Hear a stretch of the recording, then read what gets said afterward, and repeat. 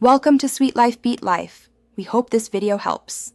You start by making Windows ready. Enable virtualization in BIOS and install WSL2, then set WSL default to version 2 so Linux containers run efficiently.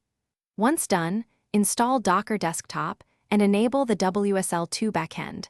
This gives you an easy single-node Kubernetes option. Make sure to check the Kubernetes box in Docker Desktop settings so it installs a cluster.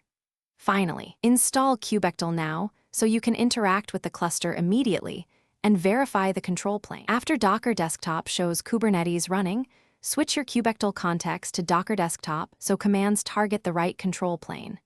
You should run Kubectl get nodes to confirm a single node is ready. This proves the API server and kubelet are communicating. Next, deploy a small test app, for example an Nginx deployment, and expose it as a cluster IP or node port to validate networking. Make sure to inspect pod logs and describe failing pods to understand events and resource issues.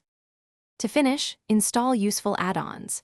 Deploy an ingress controller like Nginx to route traffic, and optionally the Kubernetes dashboard for a GUI overview.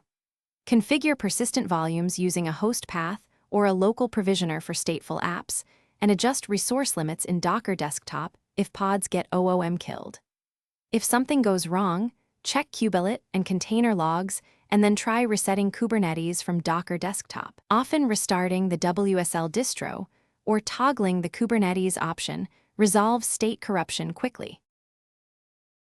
Thanks for watching. Consider subscribing if we helped you.